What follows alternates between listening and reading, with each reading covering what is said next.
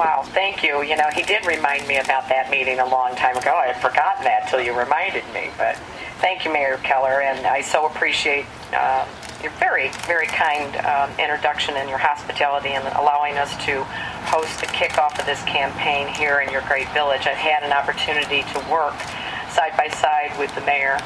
One of the reasons why I chose this location for a lot of different reasons. One is the entire community is in the 33rd Senate District, unlike a lot of the other communities throughout here. But some of the things that we've accomplished are reflected in this community, but we still, just behind us, have one of the unfinished pieces of business that we're not going to forget about. But the mayor and West Dundee are wonderful examples of why the Fox River Valley remains a great place to live, raise a family, and do business. But I would like to start by also thanking my family, my friends, and the colleagues who are here today. I first want to recognize Becky Gillum, Chris Dudley, and Susan Russell for putting this together today. You did a really nice job. This is really great. Thank you very much.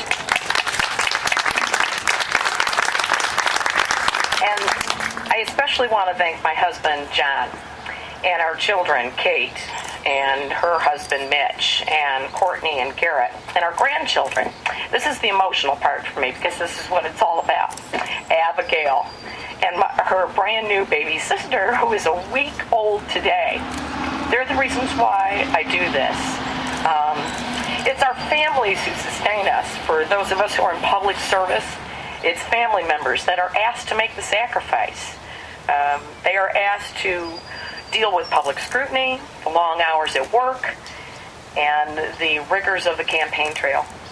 I'm very fortunate that I have a family that's always been by my side, supporting me by passing petitions. The petition queen is here, my mother-in-law, Rosemary McConnaughay, wherever she is, marching in parades and providing that important kind of reality check that we sometimes need, or that much-needed hug that's required on the day-to-day campaign trail.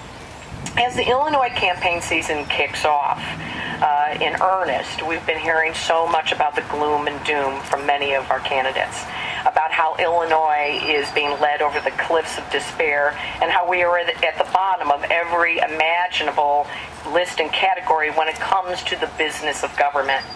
And while the facts are the facts, our state does face many serious challenges. I have never been one to dwell in the rhetoric of despair. From the beginning, as a citizen activist and now as an elected official, I have always believed that providing leadership, speaking the truth, evaluating the challenges is the only way I know to provide positive public policy solutions. And while I am very troubled by the fact that today every single family in this state bears a shared burden of $42,000 in state debt, Illinois is still our home. And there is much that makes it a great state, not a perfect one. And I want to restore a heritage of economic success for Abby and Elizabeth and their generation, so that we remain a great place to work, live, and raise our families. Unfortunately, employers in Illinois have had a very tough time of it. And in the last few years, they've dealt with the disturbing actions like a recent 46% increase in corporate income tax generated from our state capital, sending the wrong message to businesses that may be looking at Illinois to expand or create job growth. And with unemployment so high, helping create private sector jobs absolutely must be taken much more seriously and must be the top priority in this state. But we must believe in ourselves and in our state and in our communities. We can do better because we have the resources and we have the wherewithal.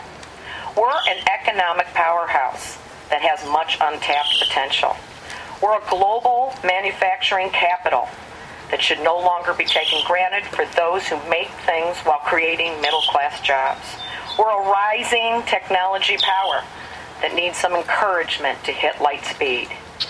We're a state rich in heritage and innovation with a world-class educational institution. And we're a linchpin in our nation's transportation system that remains a real attraction for American employers. Yeah, we can do a lot better. We can reclaim the future for the state and the Fox Valley by following the common sense approach that we have pursued here in Kane County. Here in Kane, the 5th largest county in Illinois, with an economic and racial diversity that matches the state, with a mix of urban, suburban, and rural communities, we have faced those similar challenges, and we've built a record of success that can be adapted on a statewide basis. Since my first election as board chairman, we have reduced the head count under the board's control by nearly 25%. We have restructured county departments to operate more efficiently and use smarter technology. We've done more with less, and I dare say we've done it better. And in these tough times, we've consistently reduced spending and we have balanced our budget. We've actually improved our credit rating, our bond rating, and resisted the temptation to borrow money to grow government. And in my time as board chair, we have cut the county's portion of the property tax bill paid by working families and businesses to less than 5 cents out of every dollar, down from 7 cents just a mere decade ago. I didn't do this alone, and I can't take credit for all of that. We accomplished it because of the collaboration and cooperation from dedicated county board members who hail from diverse districts coming together for the good of the whole county. And some of them are here today, and I really wanted to take a moment just to stop and recognize them. As we stand here today, we are standing in County Board District, Tim Haley's district. Tim Haley's in the back. I want to thank him for everything that he has done. Also, Mike Kenyon, Mark Davis are here, and Tom Van Cleve, thank you for joining us today. I've been honored to work with a great group of individuals who have the same dedication to making Kane County a better place to live. But we have not been without our political battles, and I certainly have the scars to show for it. But the facts remain. The spending, headcount, and the size of government are lower under my administration. I am proud that we have held that line.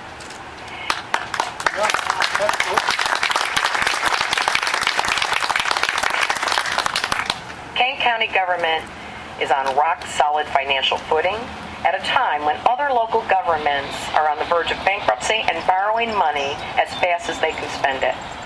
As our county grew to by 100,000 new residents, an indication of what a great place this is to live, over the last decade, we've continued sound planning policies to guide growth without over-regulating it or growing bigger government. And Kane County is poised to flourish as our economy begins to rebound. That brings me to my announcement today. I've become convinced that Springfield can and must do a better job for areas like Kane and McConaughey County in order for us to reach our fulfilled potential.